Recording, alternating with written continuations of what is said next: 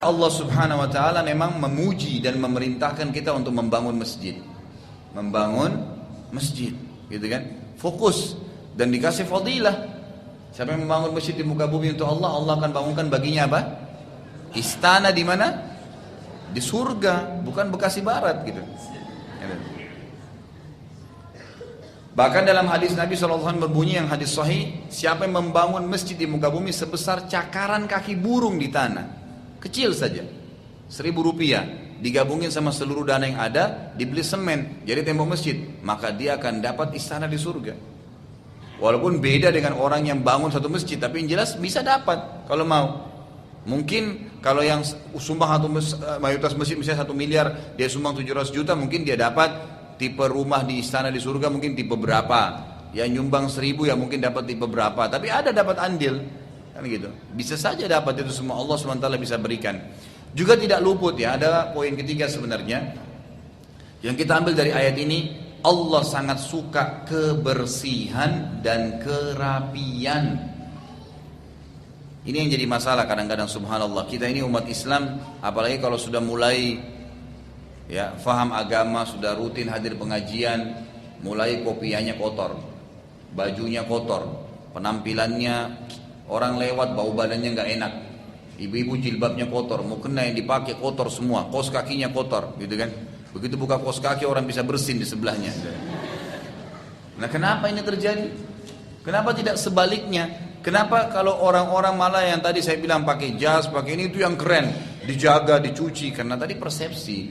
Perhatikan apa yang Allah katakan di sini. Di sekitar Masjid Kuba itu ada orang-orang yang suka membersihkan diri. Dan Allah mengatakan sungguhnya Allah menyukai orang-orang yang apa? Yang bersih.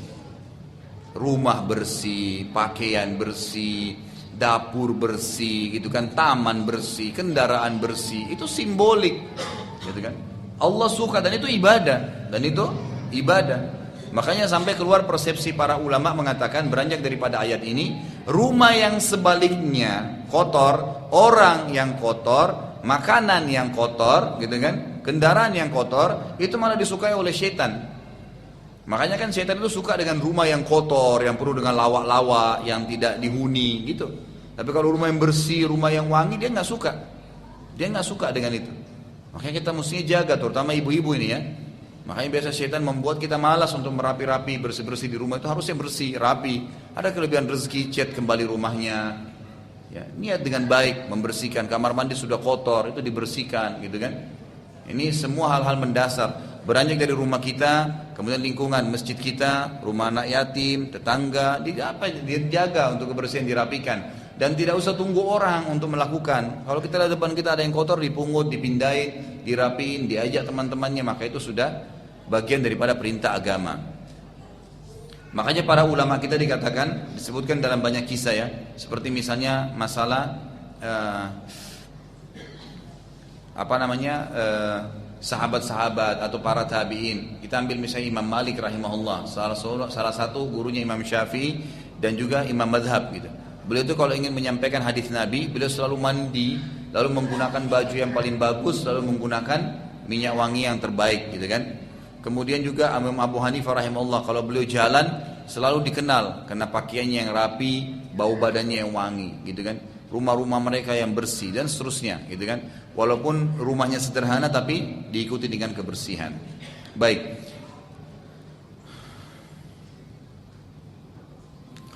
Di sini ada sebagian ulama tafsir mengatakan yang dimaksud juga dengan perkataan orang-orang yang memerangi Allah dan Rasulnya sejak dahulu ialah seorang pendeta Nasrani yang bernama Abu Amir, yang mereka tunggu-tunggu kedatangannya dari Syria untuk sholat di masjid yang mereka dirikan itu.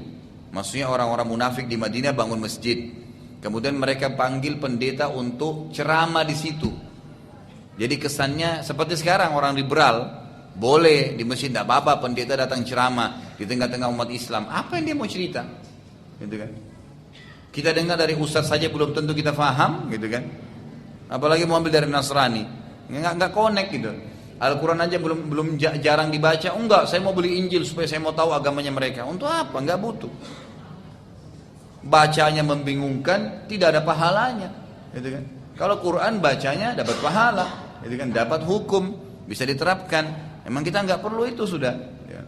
Di sini dikatakan orang-orang munafik di Madinah, kata ulama tafsir adalah mereka waktu sudah bangun masjid untuk menyaingi Masjid Kuba dan Masjid Nabawi, mereka menunggu seorang pendeta Nasrani dari negeri Syam yang bernama Abu Amir. Kemudian pada saat tentara Romawi akan memerangi kaum muslimin, gitu kan?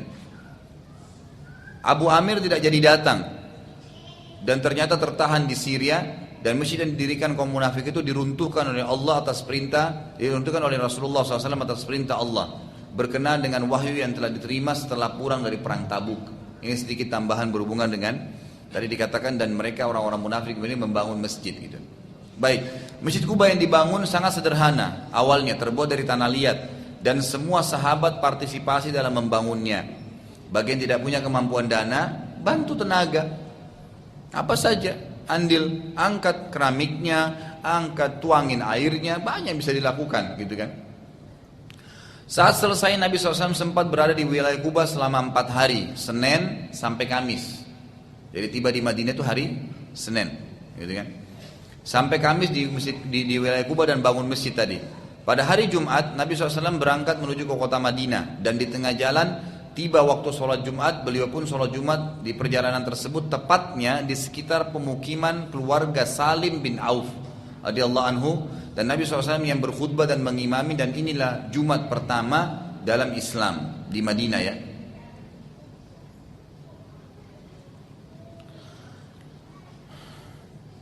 Orang yang pertama mengerjakan sholat Jumat di Madinah, ya, tentu ini maksudnya khutbah Jumat pertama dalam Islam yang dipimpin oleh Nabi sendiri.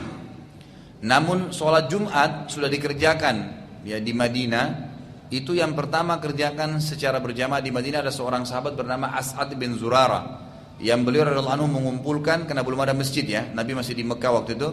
Beliau kumpulkan di rumahnya sekitar 39 orang dari sahabat-sahabat yang sudah masuk Islam dari orang Ansar, dan beliau sendiri jadi 40 orang. Dari sinilah sebagian ulama mengatakan minimal jumlah orang yang sholat Jumat adalah 40, gitu kan? Dari riwayat Abu As'ad bin Zurara.